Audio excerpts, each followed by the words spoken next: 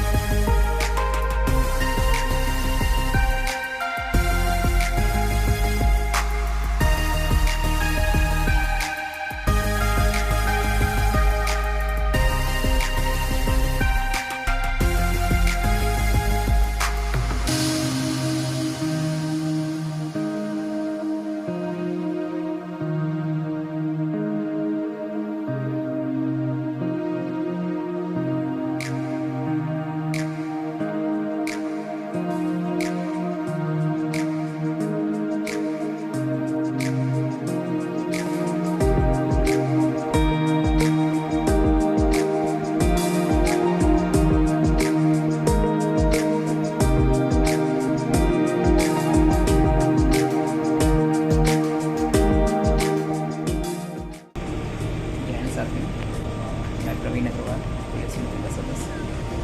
आज मैं STP donate कर रहा हूँ और ये मेरा पहला STP है। 17 बार मैं रक्तदान कर चुका हूँ इससे पहले और ये मेरा पहला STP है। और इस STP का पूरा श्रेय मैं सर्वप्राणी ब्लड बैंक के काउंसलर मनोज तिवारी जी को देना चाहता हूँ, क्योंकि उन्होंने ही मुझे मोटिवेट किया इस चीज़ के लिए कि इस ट्रेनिंग के पीरियड में अगर STP डोनेट किया जाए तो मरीज़ को बहुत जल्दी रिकवरी होती है इससे और बहुत बेनिफिट्स मिलते हैं। एक डोनर एक मरीज़ की लाइफ बचा सकता है। नॉर्मल RDP में क्या होता है कि कई डोनर्स की आवश्यकता होती है और 2-3 महीने तक किसी और के लिए डोनेट नहीं कर सकते, लेकिन उन्होंने मुझे ये चीज़ बताई कि मैं ये STP डोनेट करके इसलिए मैं फिर से दोबारा STP डोनेट कर सकता हूँ या ब्लड डोनेट कर सकता हूँ। तो उनका बहुत बहुत धन्यवाद जो उन्होंने मुझे जागरूक किया इस चीज़ के पास STP के बारे में बताया। विनोद तिवारी जी, थैंक्स। आज हम ये SDP का प्रोसेस देख रहे हैं।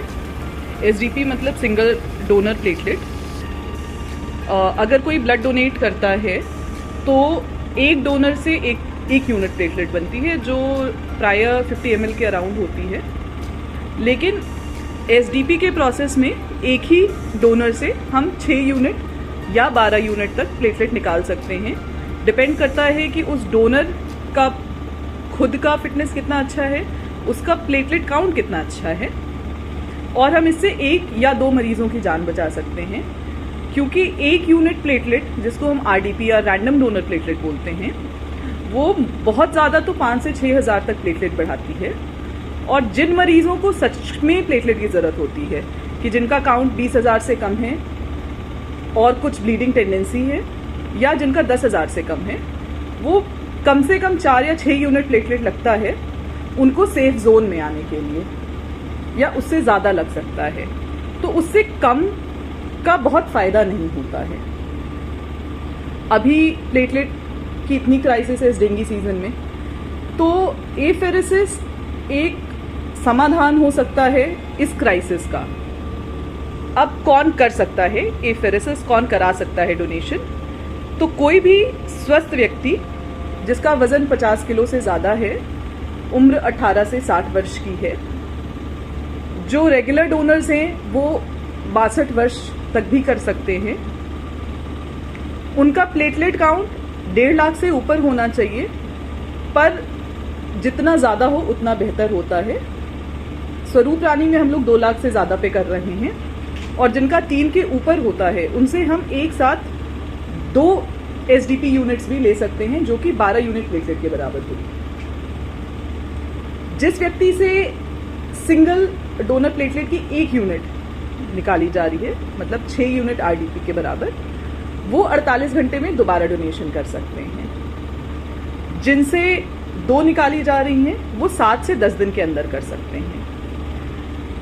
सिंगल यूनिट एसडीपी का डोनेशन एक व्यक्ति 1 महीने में 4 बार तक और पूरे साल में 24 बार तक कर सकता है।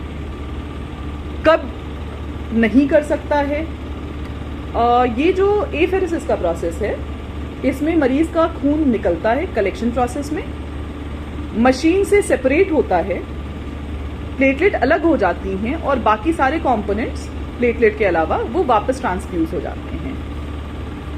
पर कभी कभी कुछ कंडीशन में ऐसा होता है कि कुछ रीट्रांसफ्यूजन रह जाता है, 20 ml, 50 ml, 80 ml। अगर किसी वजह से वो रह गया, रीट्रांसफ्यूजन कंप्लीट नहीं हुआ, तो मरीज को कोई दिक्कत तो नहीं होती है, पर उसको हम कंप्लीट ब्लड डोनेशन मान लेते हैं। और जितनी अवधि कंप्लीट ब्लड डोनेशन की है, पुरुषों के लिए 3 महीने और महिलाओं के लिए 4 महीने, हम उसी अवधि को इसमें भी टेम्पररी डिफरल मान लेते हैं कि उतने समय बाद ही आप दोबारा कर सकते हैं। इसके कोई खास नुकसान नहीं है, सिवाय कि चूंकि एंटीकोगुलेंट लगातार बॉडी में जा रहा होता है, तो थ्रू द प्रोसेस हम थोड़ा सा मरीज का इस मामले में ध्यान रखते हैं कि कुछ मुंह के आसपास सुन्नपन, टिंगलिंग, पेरिओरल टिंगलिंग जिसको बोलते हैं, वो अगर महसूस होती है तो बस उसका ध्यान रखते हैं और उसके हिसाब से हम मशीन में कुछ वैल्यूज चेंज कर लेते हैं, एंटीकोगुलेंट का लेवल चेंज कर लेते हैं।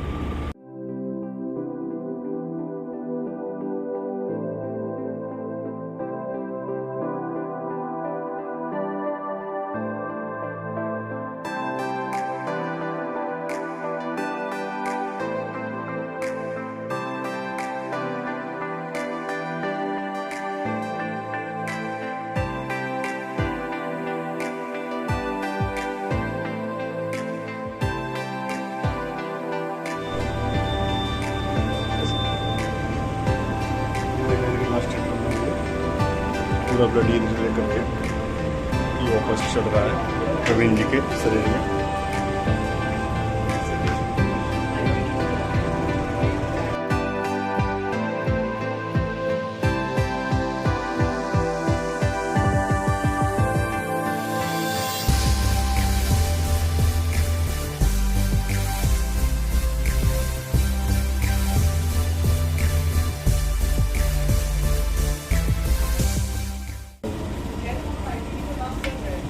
डोनर